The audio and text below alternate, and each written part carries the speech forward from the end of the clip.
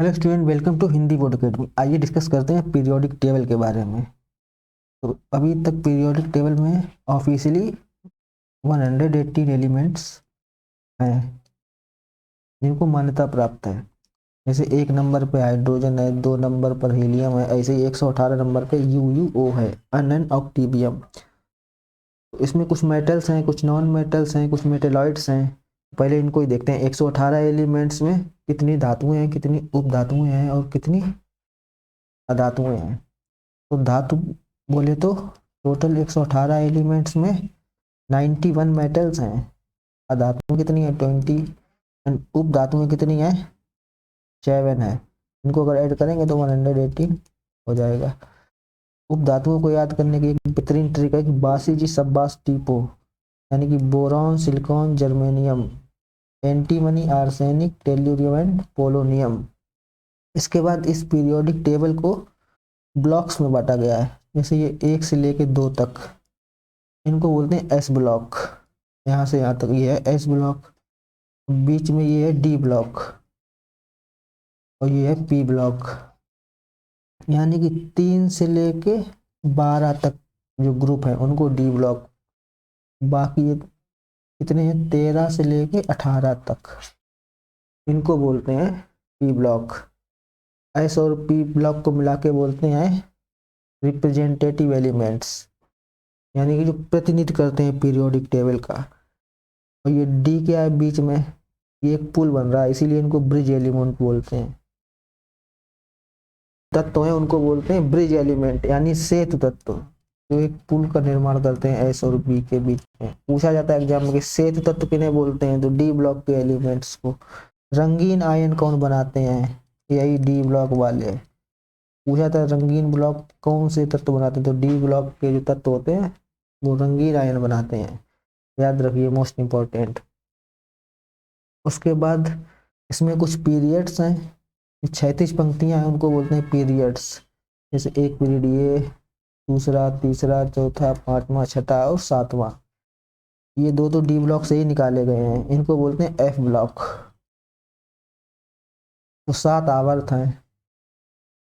अब ग्रुप कितने हैं? ये वर्टिकल जो हैं ऊर्ध्वाधर, 1 2 3 ऐसे 1 से लेके 18 तक। तो 36 आवर्त हैं, इनकी संख्या है 7। ग्रुप कितने हैं? ग्रुप मतलब समूह 18। क्षारी धातुएं किन्हें बोलते हैं? तो जो फर्स्ट ग्रुप है, यानी कि 1 नंबर वाला जो समूह है उसको बोलते हैं क्षारी धातुएं। उसमें जो रखी गई है, लेकिन हाइड्रोजन को छोड़कर, क्योंकि हाइड्रोजन गैस है, एक्सेप्शन केस है।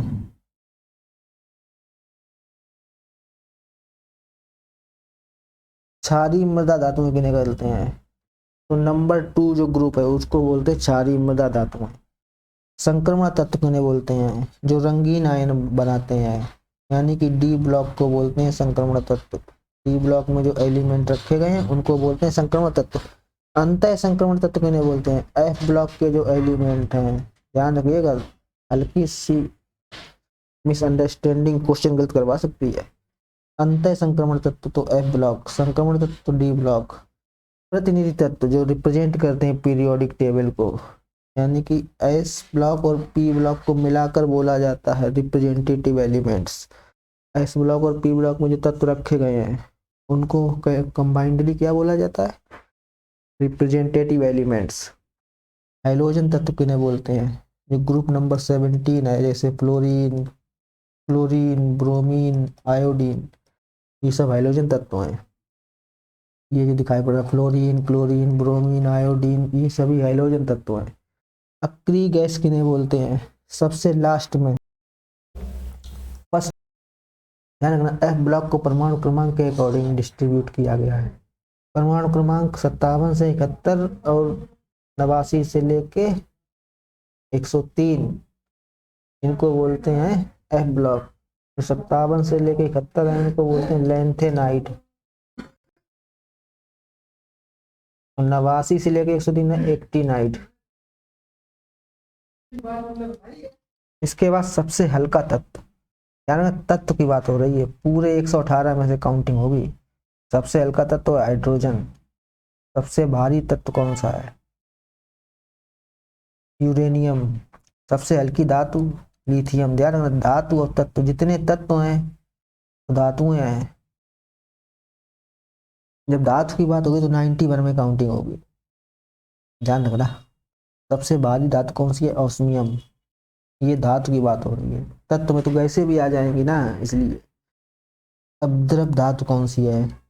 जनरली धातुएं सॉलिड होती हैं, लेकिन एक ऐसी धातु है जो रूम टेम्परेचर पर, यहाँ ध्यान देना, रूम टेम्परेचर की बात हो रही है। तो द्रव धातु है मरकरी यानी कि पारा। तो द्रव अधातुएं, जितनी अधातुएं जनरली गैस हैं, लेकिन एक ऐसी अधातु है जो द्रव है, वो है ब्रोमीन। चमकीली धातु, चमकीली धातु नहीं, चमकीली अधातु होगा। चमकीली अधातु, धातुएं चमकीली होती हैं, लेकिन एक ऐसी अधातु है चमकीली है, दैट इज आयोडीन।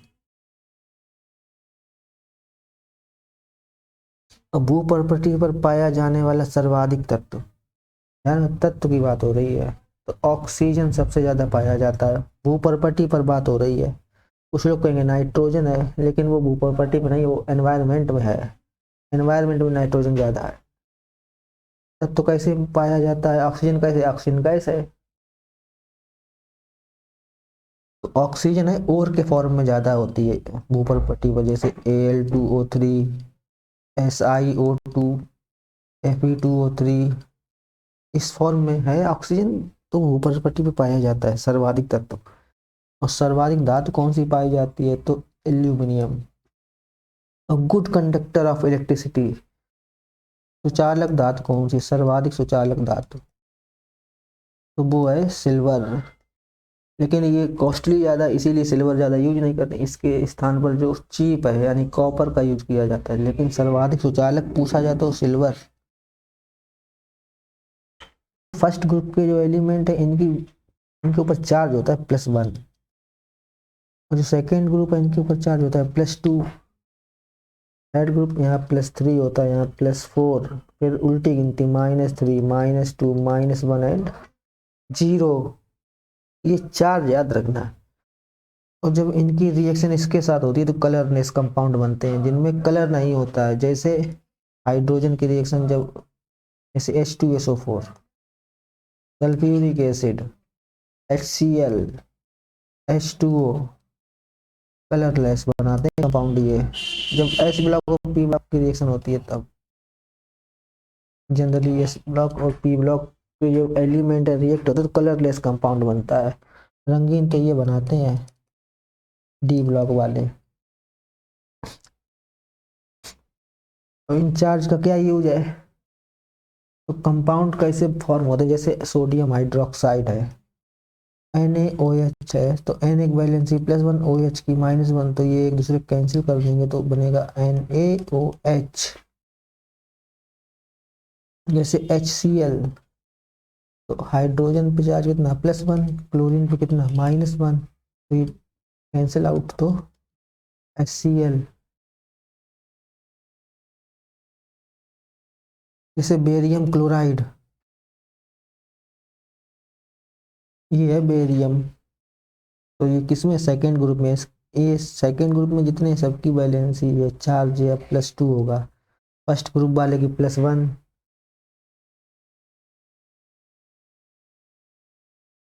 तो यहाँ +2 लिखेंगे, यहाँ -1।